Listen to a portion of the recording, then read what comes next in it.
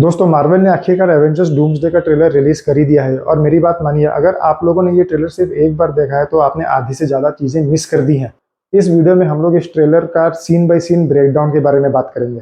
लेकिन उसके पहले मैं बता दूं, ये सिर्फ ट्रेलर नंबर 1 है। ट्रेलर नंबर 2 जरूर आएगा दोस्तों, क्योंकि इस ट्रेलर में एक्समैन दिखाया गया है लेकिन वुल्वरीन नहीं दिखाया गया है। एवेंजर्स दिखाए गए हैं लेकिन एवेंजर्स के कुछ मुख्य किरदार जैसे Doctor Strange, Hulk, Guardians of the Galaxy, Spiderman, इन लोगों को नहीं दिखाया है। इस ट्रेलर में सिर्फ डॉक्टर डूम की एंट्री नहीं है, बल्कि इसमें एक्स-मैन, एमसीयू और फंटास्टिक फोर यूनिवर्स के टकराव की शुरुआत है। ट्रेलर की शुरुआत होती है एक अजीब लाल आसमान से। अगर आप लोगों ने doctor strange multiverse of madness movie देखी है तो आपको याद होगा कि इसको इनकर्जन्स कहते हैं। ये तब होता है जब मल्टीवर्स आपस में टकरा रहे हैं, और ये लाल आसमान इसी बात का संकेत है कि मल्टीवर्स टूट रहा है, और ऐसा करने की ताकत सिर्फ डॉक्टर डूम के पास है। और यहीं पर हमें मार्वल का सबसे बड़ा ईस्टर एग मिलता है। प्रोफेसर जेवियर एक्स मैंशन से आसमान की तरफ घबराते हुए देख रहा है। जी हाँ, वही एक्स मैंशन, एक्समैन वाला। इसका मतलब एक्समैन अभी सिर्फ कैमियो तक नहीं रहे हैं, इस मूवी में उनकी मुख्य भूमिका होने वाली है। और यहाँ पर आता है ट्रेलर का सबसे बड़ा मोमेंट, डॉक्टर डूम की एंट्री। और यहाँ पर एमसीयू ने पागलपन कर दिया है, क्योंकि डॉक्टर डूम का चेहरा रॉबर्ट डाउनी जूनियर का है। वही बंदा जो एक टाइम पर आयरन मैन था, अब वो एमसीयू का सबसे बड़ा विलेन बनने वाला है। अगले शॉट में हमें एवेंजर्स टावर दिखाई देती है, लेकिन ध्यान से देखिए, ये पुराना एवेंजर्स टावर नहीं है, ये नया एवेंजर्स टावर है। इसका मतलब न्यू एवेंजर्स और थंडरबोल्ट्स ने इसी को अपना बेस बनाया हुआ है। अब ट्रेलर में फंटास्टिक फोर की एंट्री होती है और यहीं से मल्टीवर्स वाली कहानी शुरू होती है, क्योंकि फंटास्टिक फोर मुख्य एमसीयू यूनिवर्स से नहीं आते हैं, उनका अपना अलग यूनिवर्स है। इसका मतलब अब कम से कम 2 यूनिवर्स आपस में जुड़ चुके हैं। और बैकग्राउंड में चलता है थॉर का नरेशन। जी हाँ दोस्तों, थॉर डरा हुआ है। थॉर को आज तक एमसीयू ने कभी भी डरा हुआ नहीं दिखाया।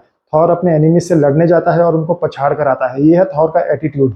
बट यहाँ थॉर टीम्स को समझाता हुआ दिखाई दे रहा है। वो कह रहा है कि अगर एक साथ होकर नहीं लड़े तो इस बार दुनिया खत्म है। इसका मतलब डॉक्टर डूम को एमसीयू ने गॉड लेवल्स की पावर दे रखी है। अगले सीन में वाकांडन्स और नेमोर की तालोकान की एंट्री होती है। वो आपस में भिड़ते हुए दिखाई दे रहे होते हैं। इसके बाद एक और दिलचस्प चीज दिखाई दे रही है ट्रेलर में, हीरोज आपस में लड़ रहे हैं। Gambit versus Shang Chi, Mystique versus Yelena. इसका मतलब है कि शुरुआत में सारे हीरोज आपस में एक साथ होकर नहीं लड़ रहे हैं, वो लोग एक दूसरे से ही लड़ रहे हैं, जहां समझदारी थोड़ी सी कम दिखाई जा रही है। और थॉर ही ये सारी टीम्स को एक साथ लेकर आएगा। अब आता है ट्रेलर का सबसे खतरनाक मोमेंट। थॉर सीधा डॉक्टर डूम पर हमला कर देता है स्टॉर्म ब्रेकर लेकर। दोस्तों, थैनोस तक स्टॉर्म ब्रेकर को रोक नहीं पाया था, लेकिन डॉक्टर डूम ने उसको एक हाथ से रोक लिया। इसका मतलब एमसीयू ने डॉक्टर डूम को गॉड लेवल की पावर दे रखी है। लगभग सारे ट्रेलर के दौरान थॉर का नरेशन बैकग्राउंड में चलता रहता है, और अंत में वो जो लाइन कहता है उसने इंटरनेट को हिला दिया है। थॉर कहता है कि इस लड़ाई को जीतने के लिए उन्हें चाहिए एक मिरेकल, और वहां एंट्री होती है स्टीव रॉजर्स की। जी हाँ दोस्तों, कैप्टन अमेरिका। लेकिन क्या ये वही कैप्टन अमेरिका है जो एवेंजर्स एंड गेम में दिखाया गया था? क्योंकि वो तो बूढ़ा हो चुका है। यहाँ पर ये कैप्टन अमेरिका अपना ओरिजिनल कैप्टन अमेरिका नहीं है, ये कोई वेरिएंट है, लेकिन वो अभी भी म्योलनिर उठाने के लिए वर्दी है।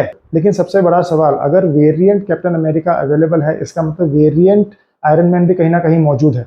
एमसीयू ये सारी चीजें एक साथ में रिवील नहीं करेगा। मेरे हिसाब से इसके एक नहीं तो 2 ट्रेलर और आएंगे मूवी रिलीज होने से पहले। लेकिन असली सवाल यह है कि डॉक्टर डूम आखिरकार चाहता क्या है। कॉमिक्स के हिसाब से डॉक्टर डूम ने सीक्रेट वॉर्स में भगवान जैसी शक्तियां हासिल कर ली थी। उसने पूरी यूनिवर्सेस को अपने हिसाब से बदल दिया था। अगर मार्वल वही कहानी अपडेट करता है तो डूम्सडे सिर्फ शुरुआत है दोस्तों, असली फिनाले सीक्रेट वॉर्स में होगा। तो मेरा फाइनल वर्डिक्ट ये है कि इस ट्रेलर में सिर्फ डॉक्टर डूम की एंट्री नहीं है, इसने एमसीयू, एक्समैन और फंटास्टिक फोर्स को एक ही युद्ध भूमि पर खड़ा कर दिया है। थॉर डर रहा है, प्रोफेसर जेवियर चिंतित है, और पूरा मल्टीवर्स टूट रहा है। और डॉक्टर डूम तो अभी तक अपनी असली ताकत दिखा भी नहीं रहा है। अगर मार्वल इस मूवी को सही तरीके से बनाती है तो ये अगला एवेंजर्स इन्फिनिटी वॉर साबित हो सकती है। अब सबसे बड़ा सवाल, क्या डॉक्टर डूम थैनोस से भी बड़ा विलेन है? कमेंट्स में अपनी थ्योरी जरूर बताइए। अगर आपको ऐसे ही सीन बाय सीन ब्रेकडाउन और मूवी रिव्यूज पसंद है तो चैनल को सब्सक्राइब करना मत भूलिए।